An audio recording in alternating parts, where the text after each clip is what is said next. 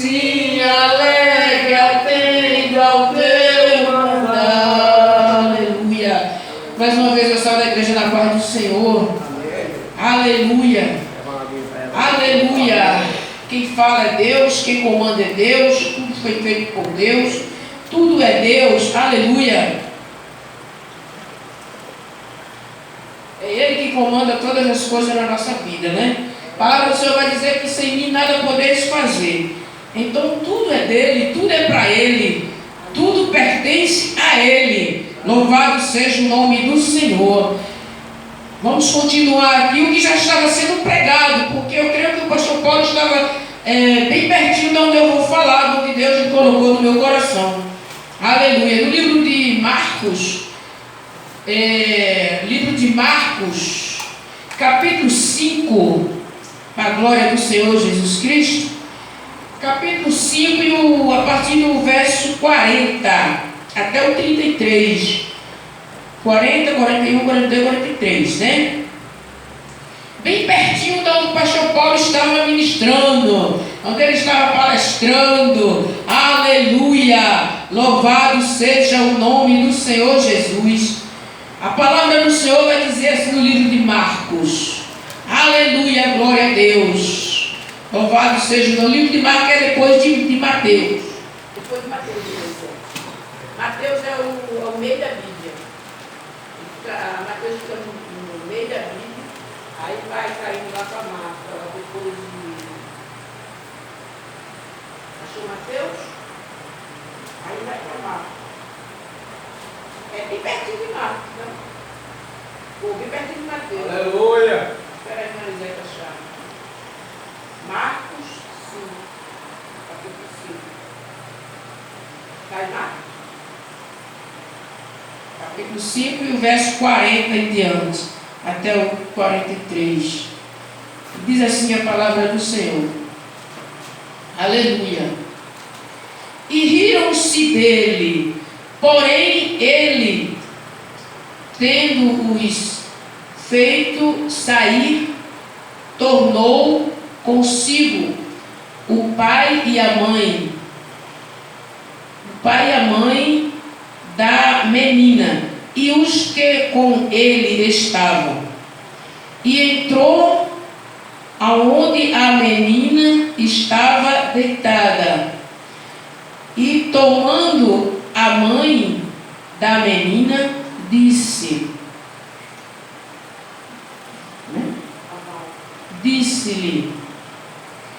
Talita cumi, que traduzido é, menina, a ti te digo, levanta-te. E logo a menina se levantou, e andava, pois já tinha 12 anos.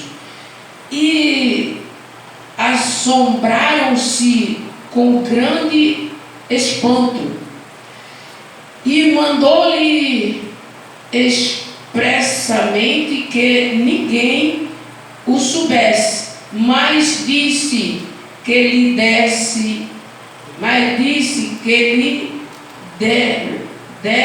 de comer. Isso aí. Que lhe desse de comer. Aleluia. Até aqui, até o 43, né? Essa palavra eu não li o verso todo, porque ela começa aqui em cima, no 35, né? Aliás, ela começa no 21, porque aqui tem duas curas. No livro de Marcos, capítulo 5, aqui a gente vai encontrar dois milagres nessa passagem, né? Dois milagres, do 25 até o 43, você vai ler ele todinho, do 21, aliás, até o 43, você vai se deparar com duas curas aqui, que é a mulher do fluxo de sangue e aquela criança que já tinha 12 anos, uma pré-adolescente, né? Que havia morrido. Louvado seja o nome do Senhor. Aí eu vou dar uma passeada nesse texto. Aleluia. Louvado seja o nome do Senhor.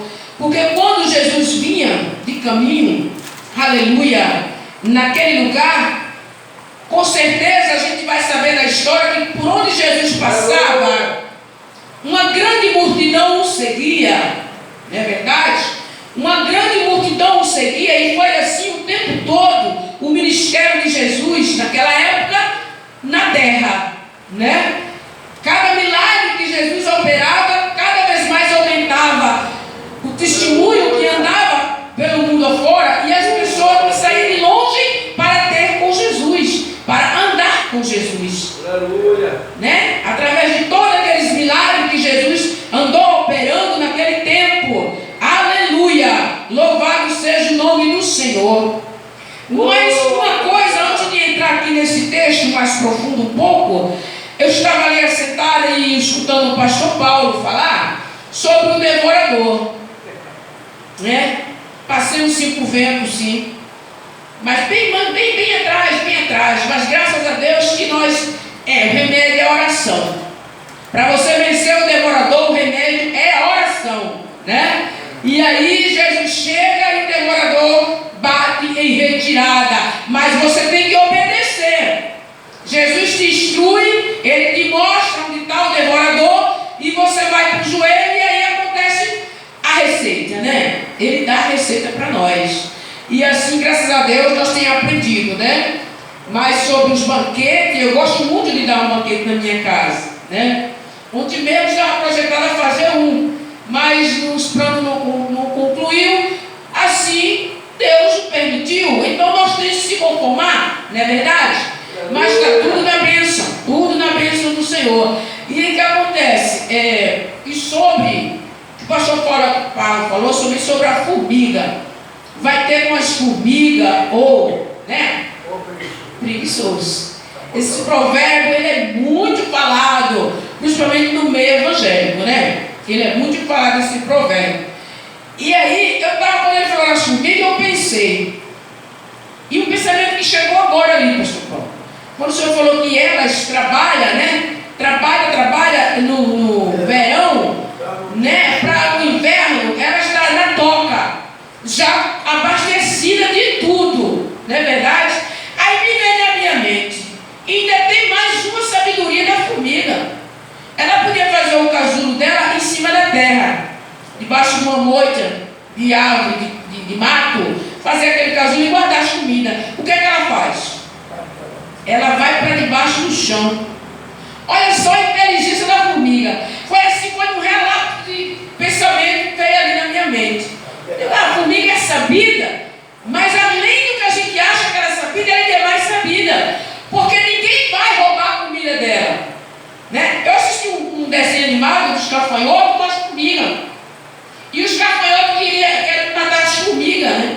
Aquela guerra toda dos gafanhotos com as formigas. Só que as formigas, ela fica debaixo do chão. Eles atacavam ela quando ela estava em cima, cortando as árvores para levar. Era a maior guerra nesse desenho, né? Mas aí, elas são muito sabidas, além do que a gente pensa que elas são sabidas, porque elas guardam, elas protegem a casa dela abastecida. Então, a gente só tem a aprender, né? Esse provérbio da formiga, né? Verdade. Mas voltando aqui, a palavra do Senhor vai dizer aqui, ó. Eu quero ler aqui no 35 ainda mais aqui, que diz assim, o 35. Estando ele ainda falando, chegaram alguns dos principais das sinagogas, a quem dissera: a tua filha está morta. Verdade. Para que enfadas mais o mestre? A pessoa que deu essa notícia chegou dando essa notícia, dizendo para o pai daquela menina, que era o principal da sinagoga, né? Aquele homem lá, que era o pai daquela criança. Chegaram alguém perto dele, no meio daquela multidão, e ele estava pedindo, ele foi para lá, para a multidão, para pedir a Jesus, para pedir crença, né? Para falar com Jesus, porque ele já ouvia falar dos milagres de Jesus nessa época aqui, nesse período aqui, que aconteceu essas duas curas.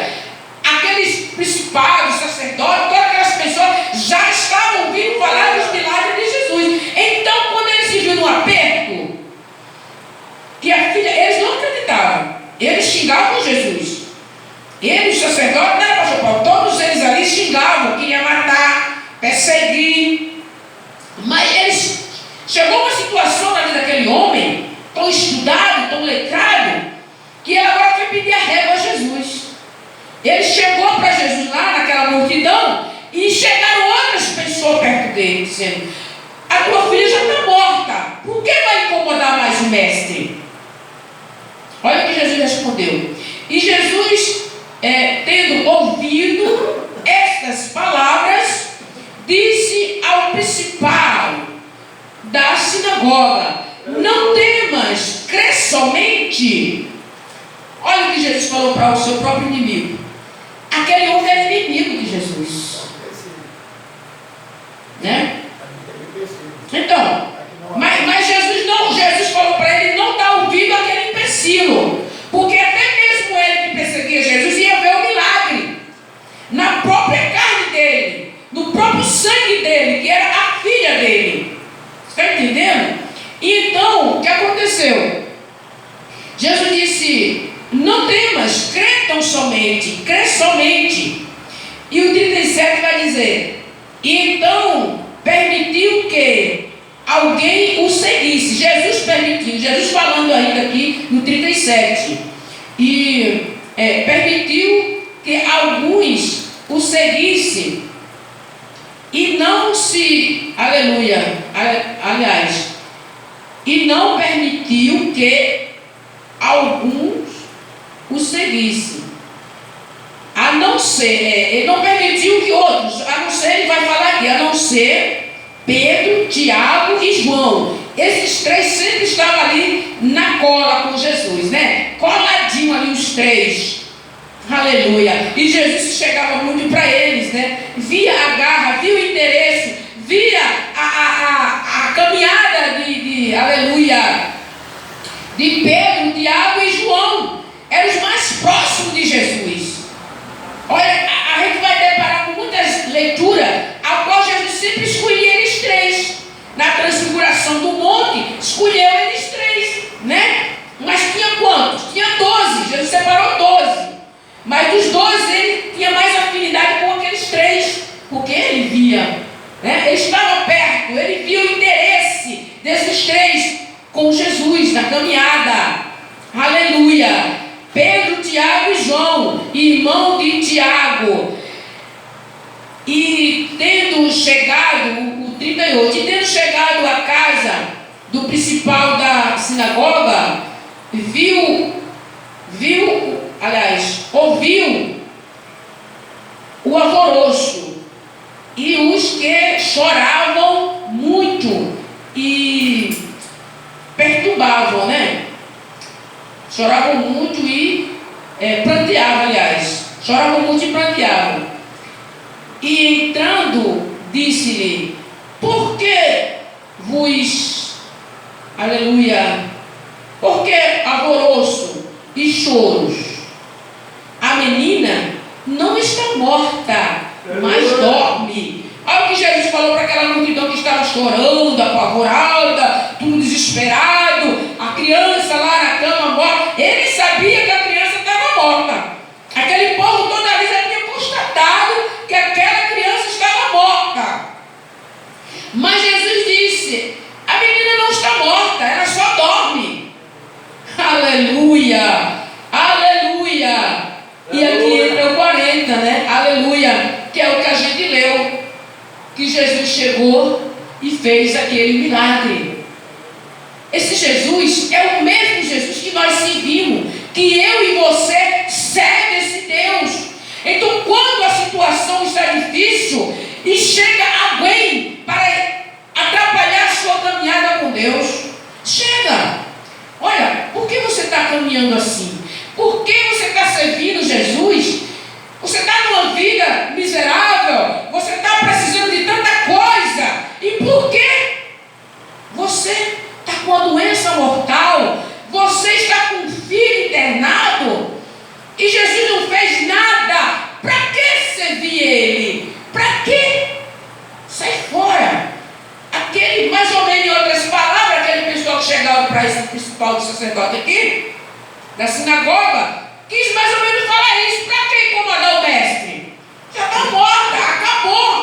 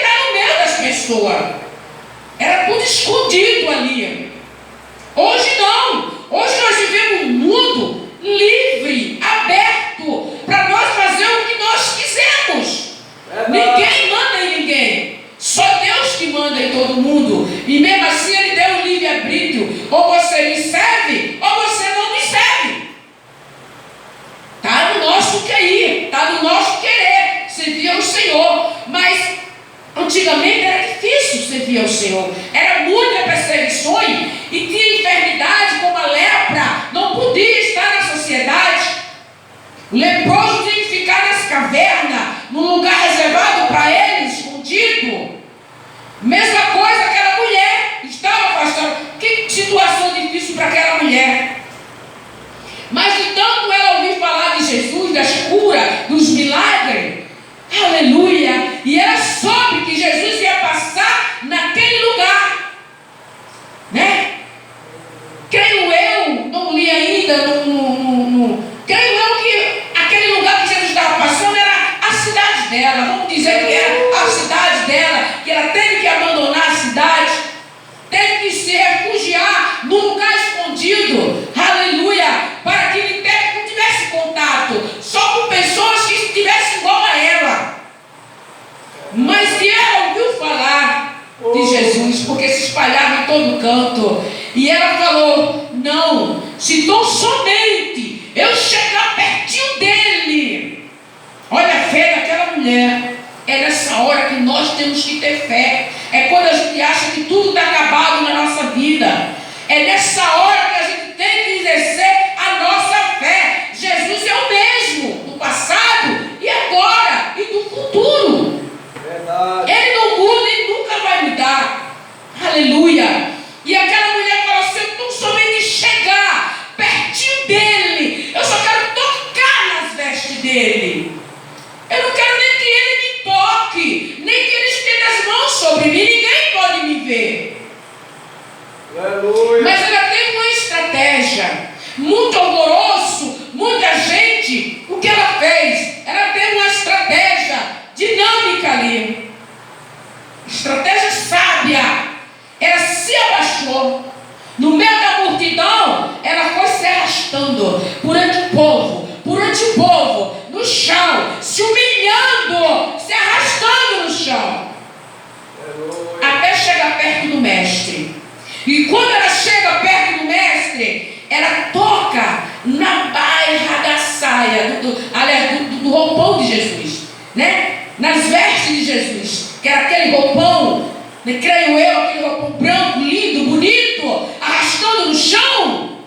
Eu faço a imagem da roupa do Senhor assim.